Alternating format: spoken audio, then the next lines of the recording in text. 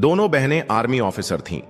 उन्हें यह बिल्कुल भी अंदाजा नहीं था कि आज उनके घर और मां के साथ ऐसा हादसा होने वाला है जिससे सुनकर और देखकर उनके पैरों तले जमीन खिसक जाएगी।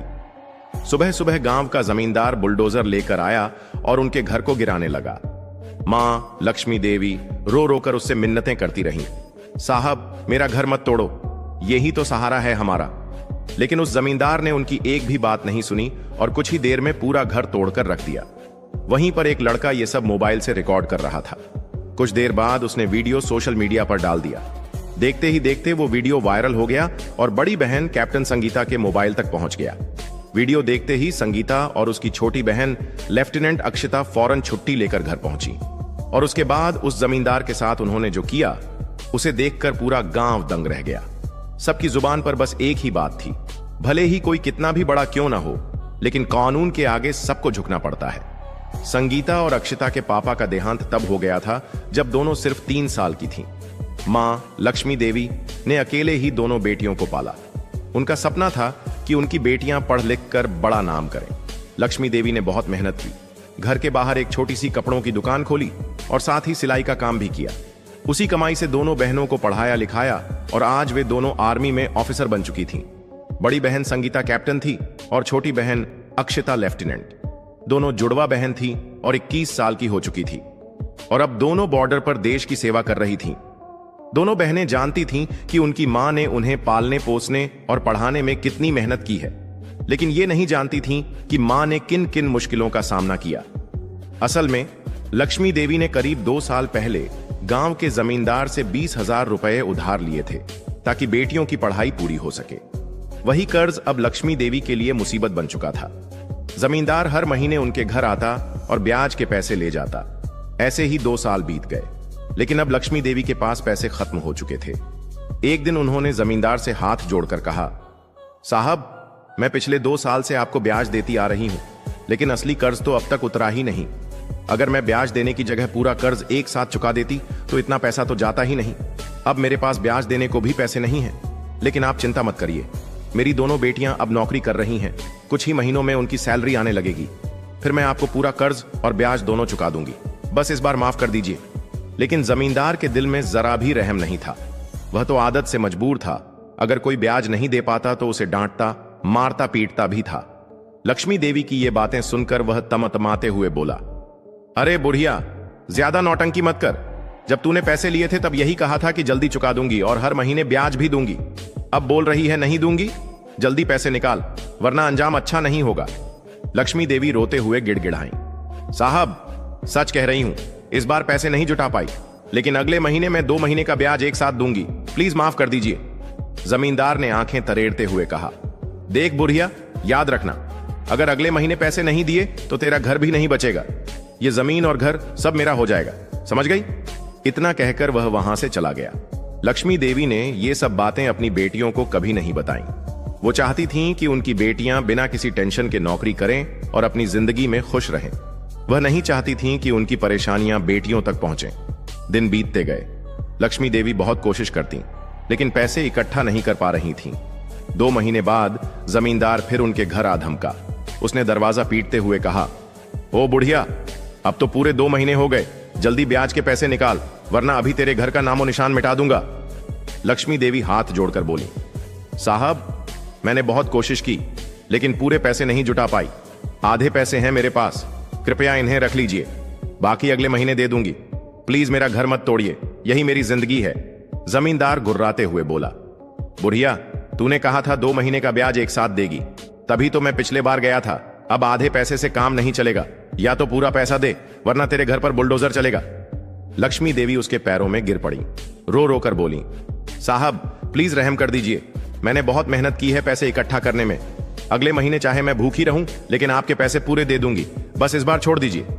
जमींदार हंसी उड़ाते हुए बोला, ठीक है, इस बार भी छोड़ देता हूं, लेकिन सुन ले बुढ़िया, अगली बार अगर पैसे पूरे नहीं दिए तो तेरा घर उजाड़ दूंगा, समझ गई? और अभी जो आधे पैसे हैं उन्हें दे दे। इतना कहकर वह पैसे लेकर वहां से चला गया। लक्ष्मी देवी आंसू पोंछते हुए वहीं चौखट पर बैठ गईं। उनका मन अंदर से टूट चुका था, लेकिन फिर भी उन्होंने अपनी बेटियों को कुछ नहीं बताया। दिन यूं ही बीतते जा रहे थे। उधर संगीता और अक्षता को जरा भी खबर नहीं थी कि उनकी मां किस मुश्किल से गुजर रही है। इधर लक्ष्मी देवी अपनी बेटियों को कभी परेशान नहीं करना चाहती थीं। वो चाहती थीं कि बेटियां सिर्फ अपने काम और भविष्य पर ध्यान दें, इसलिए उन्होंने अपने सारे दुख दिल में दबा कर रख लिए। लेकिन वक्त किसी का इंतजार नहीं करता। फिर एक दिन जमींदार दोबारा घर पर आ धमका। वो गुस्से से चिल्लाया, बुढ़िया, अब 2 महीने का ब्याज निकाल, इस बार पैसे नहीं दिए तो अंजाम बुरा होगा। लक्ष्मी देवी कांपते हुए बोली, साहब, मैं बहुत कोशिश की लेकिन पूरे पैसे नहीं जुटा पाई। घर चलाना भी है, दुकान भी है, कमाई भी ढंग की नहीं हो रही। मैं अगली बार पक्का आपके पूरे पैसे दे दूंगी। प्लीज इस बार माफ कर दीजिए, मैं खुद आपके घर आकर पैसे लौटा दूंगी। लेकिन इस बार जमींदार के सब्र का बांध टूट चुका था। उसके मन में जरा भी रहम नहीं बचा था। गुस्से में उसने लक्ष्मी देवी को जोरदार थप्पड़ मारा। इतना जोर था कि बुजुर्ग मां लड़खड़ा कर गिर पड़ी। लक्ष्मी देवी रोते हुए बोली, साहब, मुझे माफ कर दो, मैं अगली बार पूरी रकम लौटा दूंगी, बस थोड़ा वक्त दे दो। आस पड़ोस के लोग भी वहां जमा हो गए, लेकिन कोई आगे नहीं आया।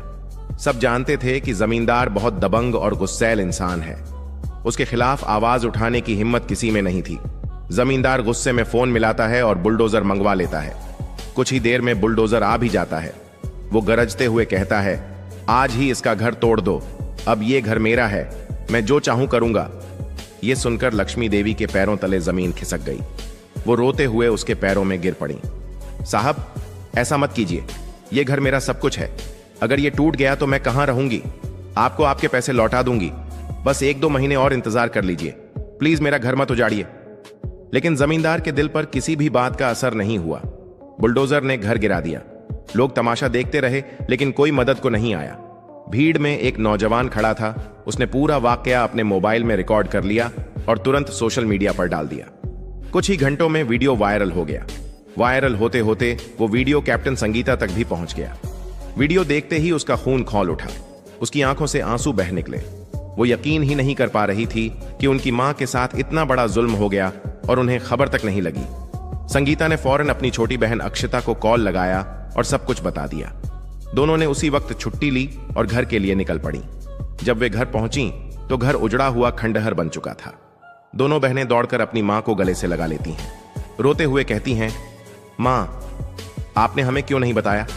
हम होते तो ये सब कभी नहीं होने देते। अब हमारे पास रहने के लिए घर भी नहीं रहा। आपने ये सब अकेले कैसे सहा?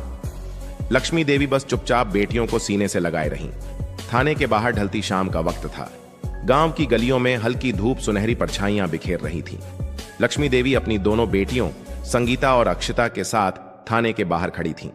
उनके चेहरे पर थकान थी, लेकिन आंखों में अब डर नहीं, बल्कि हिम्मत और गुस्सा साफ झलक रहा था। संगीता ने मां का हाथ थामा और बोली, मां, अब आपको किसी से डरने की जरूरत नहीं। आज आपकी बेटियां आपके साथ हैं और हम आपकी इज्जत और हक के लिए लड़ेंगे। अक्षता ने भी दृढ़ स्वर में कहा, हां मां, अब जमींदार को उसके की सजा जरूर मिलेगी। तीनों थाने में दाखिल हुई। थानेदार कुर्सी पर बैठा डीले अंदाज में फाइलें देख रहा था। उसने नजर उठाई और बोला, हां, क्या चाहिए? संगीता आगे बढ़ी, हम रिपोर्ट लिखवाने आए हैं। जमींदार ने हमारी मां को सालों तक सूदखोरी में लूटा, धमकाया, मारपीट की और आखिर में बुलडोजर बुलाकर घर गिरा दिया। हमारे पास सबूत भी है, वीडियो सोशल मीडिया पर वायरल हो चुका है। थानेदार ने होंठ दबाते हुए कहा, देखिए, मामला जमींदार से जुड़ा है। वो गांव का बड़ा आदमी है, उसके खिलाफ जाना आसान नहीं। ऊपर से भी दबाव आ सकता है। अक्षता तुरंत आगे बढ़ी। उसने अपना आईडी कार्ड टेबल पर रख दिया। मैं लेफ्टिनेंट अक्षता शर्मा, इंडियन आर्मी। संगीता ने भी अपना आईडी कार्ड दिखाया और सख्त आवाज में कहा, और मैं कैप्टन संगीता शर्मा। अब तुम्हें समझ आया कि हम कौन हैं। अगर तुरंत एफआईआर दर्ज नहीं की तो मामला सीधे एसपी और एसडीएम ऑफिस में जाएगा। तब तुम्हारी नौकरी भी बचाना मुश्किल होगा। थानेदार हक्का बक्का रह गया। जी मैडम, माफ कीजिए, मैंने पहचाना नहीं। मैं अभी रिपोर्ट दर्ज करता हूं। उसने तुरंत एफआईआर लिखी। धारा लगी, अवैध वसूली, सूदखोरी, मारपीट और धमकी, अवैध बुलडोजर कार्रवाई, बुजुर्ग महिला का उत्पीड़न। संगीता बोली, अब तुरंत जमींदार को अरेस्ट करो। थानेदार हिचकिचाया।